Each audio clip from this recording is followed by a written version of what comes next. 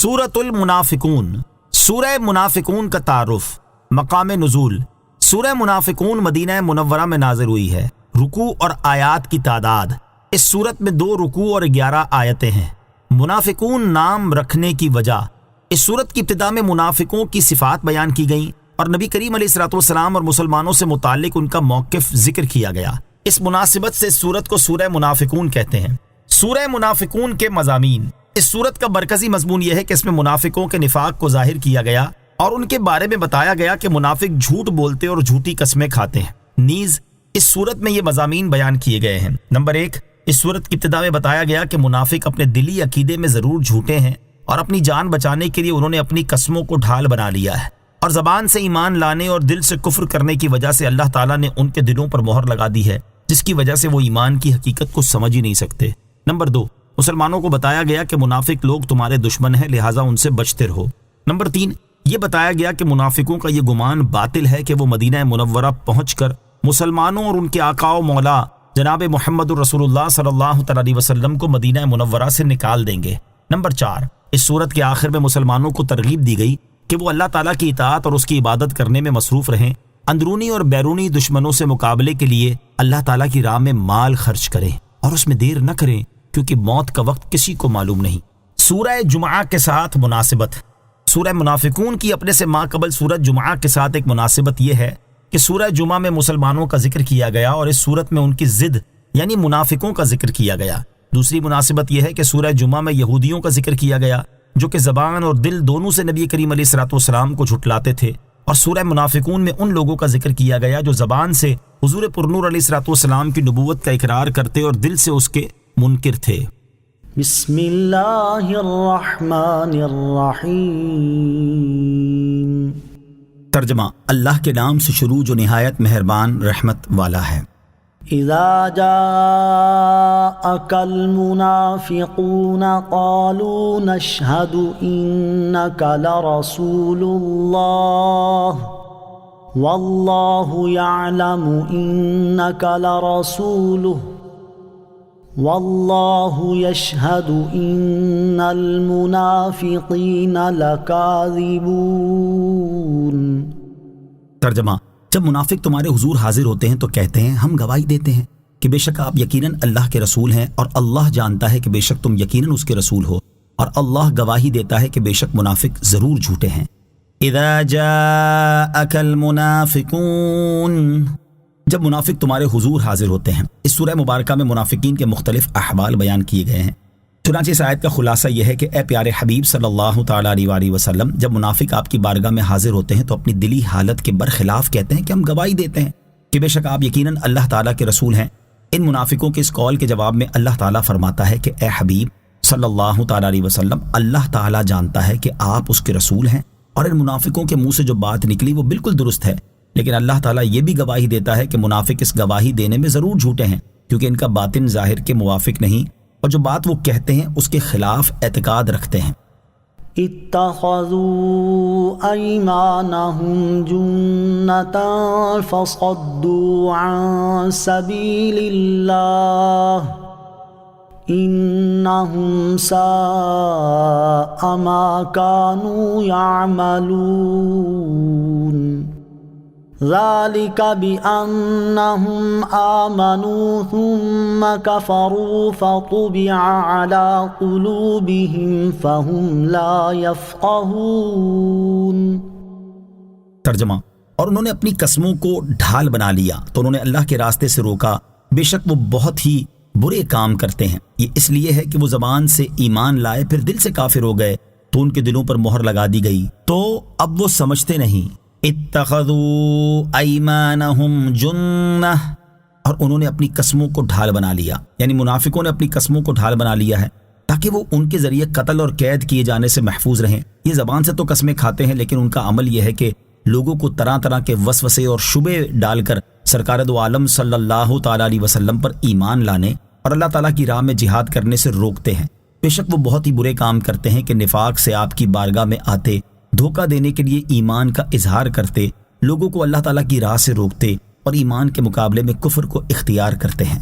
ذَلِكَ بِأَنَّهُمْ آمَنُوا ثُمَّ كَفَرُوا، یہ اس لیے ہے کہ وہ ایمان لائے پھر کافر ہو گئے، یعنی منافقوں کے یہ برے اعمال اس لیے ہیں کہ وہ زبان سے ایمان لائے پھر وہ دل سے کافر ہو گئے اور ان کے دل کا کفر لوگوں پر ظاہر ہو گیا۔ منافقوں کی ان حرکتوں کی وجہ سے ان کے دلوں پر مہر لگا دی گئی ہے، تو اب ان کے دلوں میں ایمان کیسے داخل ہو؟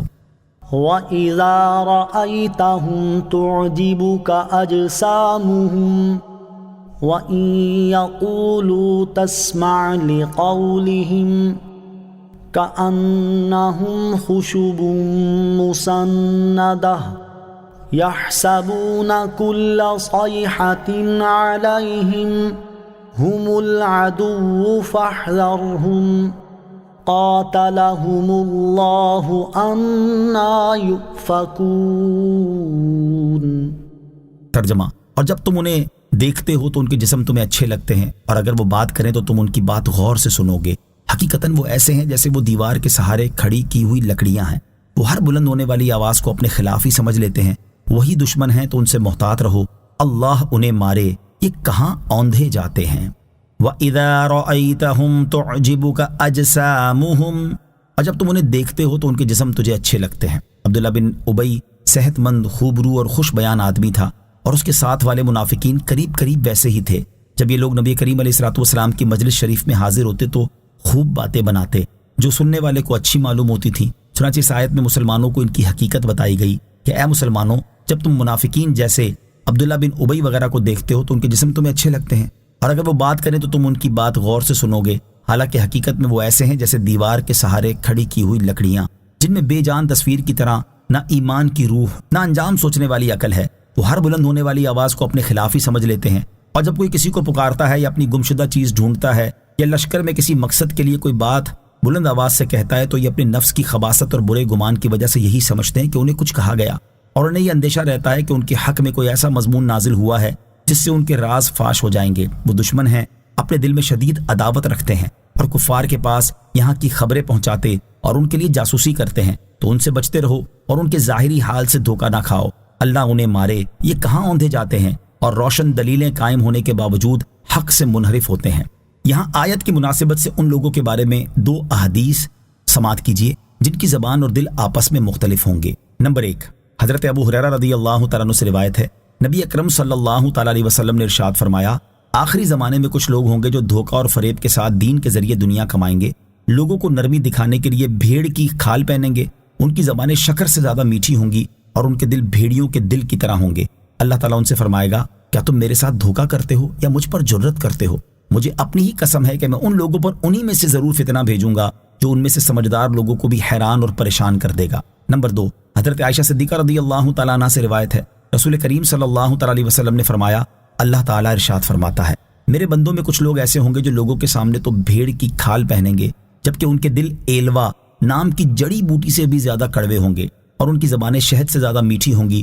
وہ لوگوں کو اپنے دین کے ذریعے دھوکہ دیں گے، یا وہ مجھے دھوکہ دے رہے ہیں یا مجھ پر جرت کرتے ہیں، مجھے اپنی قسم ہے میں ان میں ایسا فتنہ بھیجوں گا جو ان میں حکیم شخص کو حیران کر چھوڑے گا۔ وَإِذَا قِيلَ لَهُمْ تَعَالَوْا يَسْتَغْفِرْ لَكُمْ رَسُولُ اللَّهِ لَوَّوْا رُءُوسَهُمْ وَرَأَيْتَهُمْ يَصُدُّونَ وَهُمْ مُسْتَكْبِرُونَ۔ ترجمہ، اور جب ان سے کہا جائے کہ آؤ تاکہ اللہ کے رسول تمہارے لیے معافی چاہیں تو وہ اپنے سر گھما لیتے ہیں، اور تم انہیں دیکھو گے کہ تکبر کرتے ہوئے منہ پھیر لیتے ہیں۔ وَإِذَا قِيلَ لَهُمْ تَعَالَوْا، اور جب ان سے کہا جائے کہ آؤ۔ شان نزول، غزوہ مریسیع سے فارغ ہو کر جب نبی کریم علیہ السلام نے سر راہ قیام فرمایا تو وہاں یہ واقعہ پیش آیا کہ حضرت عمر رضی اللہ تعالیٰ عنہ کے اجیر جہجہ غفاری اور عبداللہ بن ابی کے حلیف سنان بن دبر جوہنی کے درمیان لڑائی ہو گئی۔ جہجہ نے مہاجرین کو اور سنان نے انصار کو پکارا۔ اس وقت عبداللہ بن ابی منافق نے حضور اقدس صلی اللہ تعالیٰ علیہ وسلم کی شان میں بہت گستاخانہ اور بےہودہ باتیں بکیں، اور یہ کہا کہ مدینہ طیبہ پہنچ کر ہم میں سے عزت والے ذلیلوں کو نکال دیں گے، اور اپنی قوم سے کہنے لگا کہ اگر تم انہیں اپنا جھوٹا کھانا نہ دو تو یہ تمہاری گردنوں پر سوار نہ ہو، اب ان پر کچھ خرچ نہ کرو تاکہ یہ مدینے سے بھاگ جائیں۔ اس کی یہ ناشائستہ گفتگو سن کر حضرت زید بن ارقم رضی اللہ تعالیٰ عنہ کو اس بکواس کی برداشت کی تاب نہ رہی، اور انہوں نے اس سے فرمایا، خدا کی قسم تو ہی ذلیل اور اپنی قوم میں بغض ڈالنے والا ہے، جبکہ سرکار دو عالم صلی اللہ تعالیٰ علیہ وسلم کو اللہ تعالیٰ نے عزت و قوت دی ہے اور آپ مسلمانوں کے محبوب ہیں۔ عبداللہ بن ابی کہنے لگا چپ ہو جاؤ، میں تو ہنسی مذاق کے طور پر یوں کہہ رہا تھا۔ حضرت زید بن ارقم رضی اللہ تعالیٰ عنہ نے یہ خبر حضور پر نور صلی اللہ تعالیٰ علیہ وسلم کی خدمت میں پہنچائی تو حضرت عمر رضی اللہ تعالیٰ عنہ نے عبداللہ بن ابی کے قتل کی اجازت چاہی۔ نبی کریم علیہ السلام نے منع کر دیا اور ارشاد فرمایا لوگ کہیں گے کہ محمد مصطفیٰ صلی اللہ تعالیٰ علیہ وسلم اپنے ہی ساتھیوں کو قتل کر دیتے ہیں۔ حضور انور علیہ السلام نے عبداللہ بن ابی سے دریافت فرمایا کہ تو نے یہ باتیں کہی تھی؟ وہ مکر گیا اور قسم کھا گیا کہ میں نے کچھ بھی نہیں کہا۔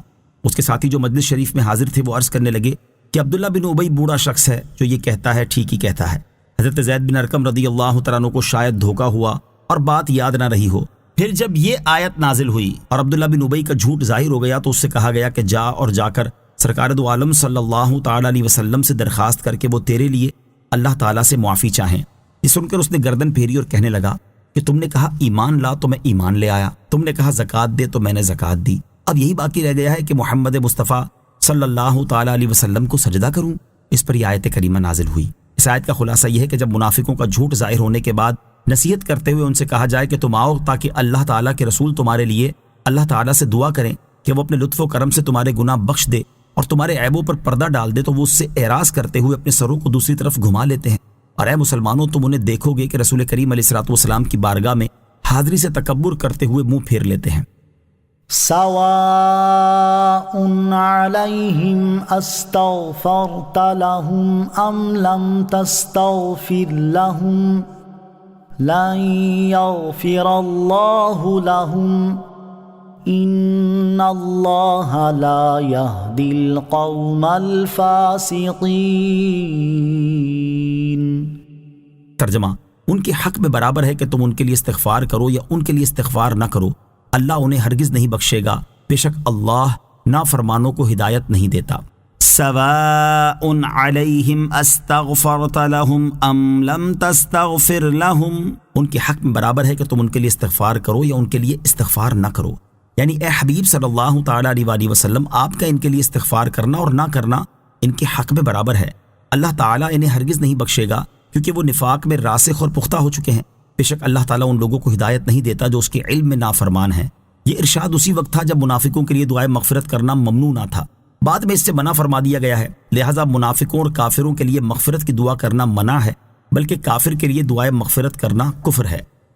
هم الذين يقولون لا تنفقوا على من عند رسول الله حتى ينفضوا وَلِلَّهِ خَزَائِنُ السَّمَاوَاتِ وَالْأَرْضِ وَلَكِنَّ الْمُنَافِقِينَ لَا يَفْقَهُونَ۔ ترجمہ: وہی ہیں جو کہتے ہیں کہ ان پر خرچ نہ کرو جو رسول اللہ کے پاس ہیں، یہاں تک کہ وہ ادھر ادھر ہو جائیں، حالانکہ آسمانوں اور زمین کے خزانے اللہ ہی کی ملک ہیں، مگر منافق سمجھتے نہیں۔ هم الذین یقولون، وہی ہیں جو کہتے ہیں، یعنی منافقین وہی ہیں جو لوگوں سے یہ کہتے ہیں کہ رسول اللہ صلی اللہ تعالیٰ علیہ وسلم کے پاس موجود مہاجر صحابہ کرام علیہم رضوان پر خرچ نہ کرو تاکہ وہ غریبی سے پریشان ہو کر خود ہی ادھر ادھر ہو جائیں اور آپ علیہ الصلوۃ والسلام کے ساتھ نہ رہیں، حالانکہ آسمانوں اور زمین کے تمام خزانوں کا اللہ تعالیٰ ہی مالک ہے اور در حقیقت وہی سب کو رزق دینے والا ہے۔ اگر لوگ ان پر خرچ کرنا بند کر دیں گے تو کیا ہوا، اللہ تعالیٰ انہیں رزق عطا فرمائے گا، مگر منافق یہ بات سمجھتے نہیں، اسی لیے وہ ایسی واہیات بکتے ہیں۔ نیز انہیں ابھی تک صحابہ کرام علیہم رضوان کے ایمان کی پختگی کا حال معلوم نہیں کہ وہ کسی بھی حال میں حضور اقدس علیہ الصلوۃ والسلام کا ساتھ نہیں چھوڑ سکتے، اور وہ یہ بات جانتے ہیں کہ ان کا رزق بندوں پر نہیں بلکہ اللہ تعالیٰ کے ذمہ کرم پر ہے، اور وہ اپنے رب عز و جل پر کامل بھروسہ رکھتے ہیں۔ آج کے بہت سے بد مذہب بھی اسی طرح کا عقیدہ رکھتے ہیں کہ حضور اقدس علیہ الصلوۃ والسلام کسی چیز کے مالک نہیں، حالانکہ کثیر احادیث اس بات پر دلالت کرتی ہیں کہ حضور پر نور صلی اللہ تعالیٰ علیہ وآلہ وسلم اللہ تعالیٰ کی عطا سے مالک کل ہیں۔ یہاں ان میں سے دو احادیث سماعت کیجیے۔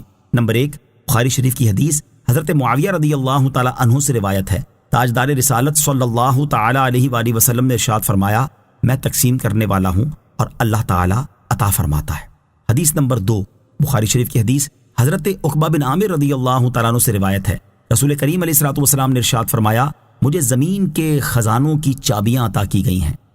یقولون لئن رجعنا إلى المدینة لیخرجن الأعز منها الأذل وَلِلَّهِ الْعِزَّةُ وَلِرَسُولِهِ وَلِلْمُؤْمِنِينَ وَلَكِنَّ الْمُنَافِقِينَ لَا يَعْلَمُونَ۔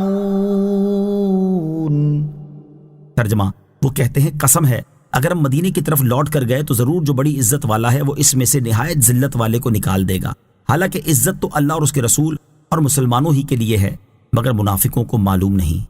یقولون، وہ کہتے ہیں یعنی منافق کہتے ہیں اگر ہم اس غزوے سے فارغ ہونے کے بعد مدینے کی طرف لوٹ کر گئے تو ضرور جو بڑی عزت والا ہے وہ اس میں سے نہایت ذلت والے کو نکال دے گا۔ منافقوں نے اپنے آپ کو عزت والا کہا اور مسلمانوں کو ذلت والا۔ اللہ تعالیٰ ان کا رد کرتے ہوئے ارشاد فرماتا ہے کہ عزت تو اللہ اور اس کے رسول اور مسلمانوں ہی کے لیے ہے، مگر منافقوں کو معلوم نہیں۔ اگر وہ یہ بات جانتے تو ایسا کبھی نہ کہتے۔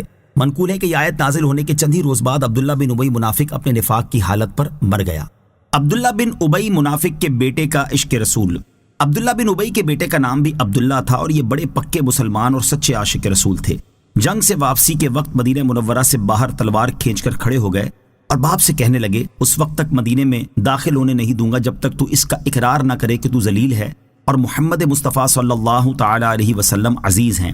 اس کو بڑا تعجب ہوا کیونکہ یہ ہمیشہ سے باپ کے ساتھ نیکی کا برتاؤ کرنے والے تھے، مگر حضور اقدس علیہ الصلوۃ والسلام کے مقابلے میں باپ کی کوئی عزت و محبت دل میں نہ رہی۔ آخر اس نے مجبور ہو کر اقرار کیا کہ واللہ میں ذلیل ہوں اور محمد مصطفیٰ صلی اللہ تعالی علیہ وآلہ وسلم عزیز ہیں۔ اس کے بعد مدینے میں داخل ہو سکا۔ آیت وَلِلَّهِ الْعِزَّةُ وَلِرَسُولِهِ وَلِلْمُؤْمِنِينَ سے معلوم ہونے والے مسائل۔ اس آیت سے 4 مسئلے معلوم ہوئے۔ نمبر 1، ہر مومن عزت والا ہے، کسی مسلم قوم کو ذلیل جاننا یا اسے کمین کہنا حرام ہے۔ نمبر 2، مومن کی عزت ایمان اور نیک اعمال سے ہے، روپیے پیسے سے نہیں۔ نمبر 3، مومن کی عزت دائمی ہے، فانی نہیں، اسی لیے مومن کی لاش اور قبر کی بھی عزت کی جاتی ہے۔ نمبر 4، جو مومن کو ذلیل سمجھے وہ اللہ تعالیٰ کے نزدیک ذلیل ہے۔ غریب مسکین مومن عزت والا ہے جبکہ مالدار کافر بدتر ہے۔ نفاق کی اقسام اور عملی منافقوں کی علامات۔ منافقوں کا بیان ختم ہوا، اب یہاں نفاق کی اقسام اور عملی منافقوں کی علامات کے بیان پر مشتمل 3 احادیث سماعت کیجیے۔ چنانچہ نفاق کے بارے میں بیان کرتے ہوئے صدر الشریعہ مفتی امجد علی اعظمی رحمۃ اللہ تعالی علیہ فرماتے ہیں نفاق کے زبان سے دعویٰ اسلام کرنا اور دل میں اسلام سے انکار یہ بھی خالص کفر ہے، بلکہ ایسے لوگوں کے لیے جہنم کا سب سے نیچے کا طبقہ ہے۔ حضور اقدس علیہ الصلوۃ والسلام کے زمانہ اقدس میں کچھ لوگ اس صفت کے اس نام کے ساتھ مشہور ہوئے کہ ان کے کفر باطنی پر قرآن ناطق ہوا۔ نیز نبی اکرم علیہ الصلوۃ والسلام نے اپنے وسیع علم سے ایک ایک کو پہچانا اور فرما دیا کہ یہ منافق ہے۔ اب اس زمانے میں کسی خاص شخص کی نسبت قطع یعنی یقین کے ساتھ منافق نہیں کہا جا سکتا کہ ہمارے سامنے جو دعویٰ اسلام کرے ہم اس کو مسلمان ہی سمجھیں گے جب تک اس سے وہ قول یا فعل جو منافی ایمان ہے نہ صادر ہو۔ البتہ نفاق کی ایک شاخ اس زمانے میں پائی جاتی ہے کہ بہت سے بد مذہب اپنے آپ کو مسلمان کہتے ہیں اور دیکھا جاتا ہے تو دعویٰ اسلام کے ساتھ ضروریات دین کا انکار بھی ہے۔ اور عملی نفاق کا مطلب یہ ہوتا ہے کہ وہ کام کرے جو مسلمانوں کے شایان شان نہ ہو بلکہ منافقین کے کرتوت ہوں۔ یہاں ان میں سے 2 احادیث سماعت کیجیے۔ بخاری شریف کی حدیث حضرت عبداللہ بن عمر رضی اللہ تعالیٰ عنہما سے روایت ہے، نبی کریم صلی اللہ تعالیٰ علیہ وسلم نے ارشاد فرمایا کہ جس میں 4 عیوب ہوں وہ خالص منافق ہے، اور جس میں ان 4 میں سے ایک عیب ہو تو اس میں منافقت کا عیب ہوگا جب تک کہ اسے چھوڑ نہ دے۔ نمبر 1، جب امانت دی جائے تو خیانت کرے۔ نمبر 2، جب بات کرے تو جھوٹ بولے۔ نمبر 3، جب وعدہ کرے تو خلاف ورزی کرے۔ نمبر 4، جب لڑائی کرے تو گالیاں بکے۔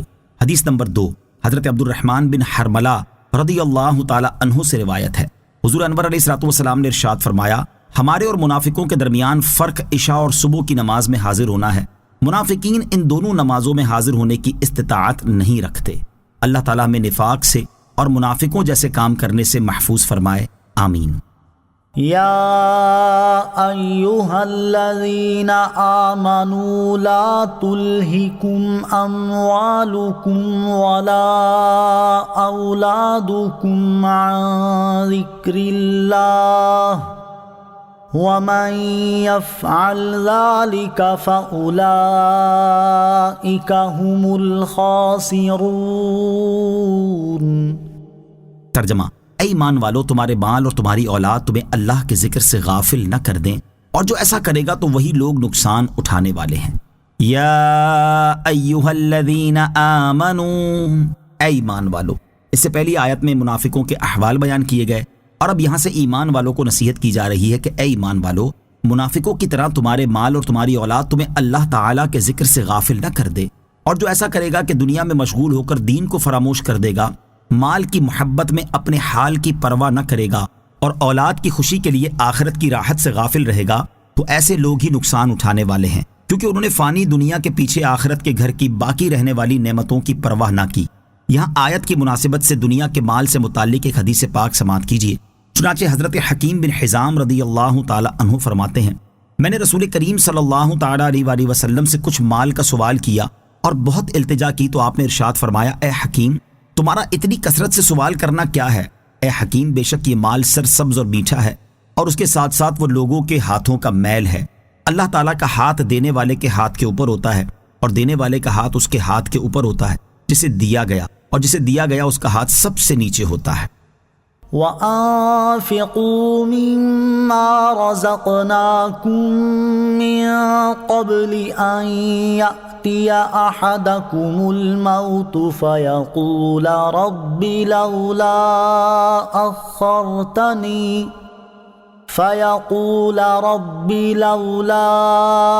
أَخَّرْتَنِي إِلَىٰ أَجَلٍ قَرِيبٍ فَأَصَّدَّقَ وَأَكُن مِّنَ الصَّالِحِينَ۔ ترجمہ، اور ہم نے تمہیں جو رزق دیا اس سے اس وقت سے پہلے کچھ ہماری راہ میں خرچ کر لو کہ تم میں کسی کو موت آئے تو کہنے لگے، اے میرے رب، تو نے مجھے تھوڑی سی مدت تک کیوں مہلت نہ دی کہ میں صدقہ دیتا اور صالحین میں سے ہو جاتا۔ وَأَنفِقُوا مِمَّا رَزَقْنَاكُمْ، اور ہم نے تمہیں جو رزق دیا اس سے کچھ ہماری راہ میں خرچ کر لو، یعنی اے ایمان والو، ہم نے تمہیں جو رزق دیا اس میں جو صدقات واجب ہیں انہیں ادا کرو، اور یہ کام موت کی علامات ظاہر ہونے اور زبان بند ہو جانے سے پہلے کر لو، تاکہ ایسا نہ ہو کہ تم میں کسی کو موت آئے تو وہ دل میں کہنے لگے، اے میرے رب، تو نے مجھے تھوڑی مدت تک کیوں مہلت نہ دی تاکہ میں صدقہ دیتا اور نیک لوگوں میں سے ہو جاتا۔ وَلَن يُؤَخِّرَ اللَّهُ نَفْسًا إِذَا جَاءَ أَجَلُهَا وَاللَّهُ خَبِيرٌ بِمَا تَعْمَلُونَ۔ ترجمہ، اور ہرگز اللہ کسی جان کو مہلت نہ دے گا جب اس کا مقررہ وقت آ جائے، اور اللہ تمہارے کاموں سے خوب خبردار ہے۔ وَلَن يُؤَخِّرَ اللَّهُ نَفْسًا إِذَا جَاءَ أَجَلُهَا، اور ہرگز اللہ کسی جان کو مہلت نہ دے گا جب اس کا مقررہ وقت آ جائے، یعنی یاد رکھو کہ جب اللہ تعالیٰ کا وعدہ آ جائے گا تو وہ ہرگز کسی جان کو مہلت نہ دے گا، اور اللہ تعالیٰ تمہارے تمام کاموں سے خبردار ہے، وہ تمہیں ان کی جزا دے گا۔ یاد رہے کہ یہاں آیت میں وعدے سے وہ وعدہ مراد ہے جس کا فیصلہ ہو چکا، جسے قضائے مبرم کہتے ہیں۔ اسی کے متعلق اللہ تعالیٰ ارشاد فرماتا ہے، اذا جاء اجلهم فلا يستأخرون ساعة ولا يستقدمون۔ ترجمہ، جب وہ مدت آ جائے گی تو وہ لوگ ایک گھڑی نہ تو اس سے پیچھے ہٹ سکیں گے اور نہ آگے ہو سکیں گے، لیکن قضائے معلق میں تبدیلی واقع ہو سکتی ہے، آئی ہوئی موت ٹل جاتی ہے، عمریں بڑھ جاتی ہیں۔ اسی کے بارے میں اللہ تعالیٰ ارشاد فرماتا ہے، یمحو اللہ ما یشاء ویثبت وعنده الکتاب۔ ترجمہ، اللہ جو چاہتا ہے مٹا دیتا ہے اور برقرار رکھتا ہے، اور اصل لکھا ہوا اسی کے پاس ہے۔ شیطان نے جو یہ عرض کیا تھا کہ ربی فانظرنی الی یوم یبعثون، اے میرے رب تو مجھے اس دن تک مہلت دے دے جب لوگ اٹھائے جائیں، اور اللہ تعالیٰ نے فرمایا تھا فإنک من المنظرین۔ ترجمہ، پس بے شک تو ان میں سے ہے جن کو مہلت دی گئی ہے۔ یہ بھی اسی قضائے معلق میں داخل ہے۔ اس سے واضح ہوا کہ ہر آیت اپنے اپنے موقع محل کے اعتبار سے درست ہے۔ آمنت باللہ صدق اللہ العظیم۔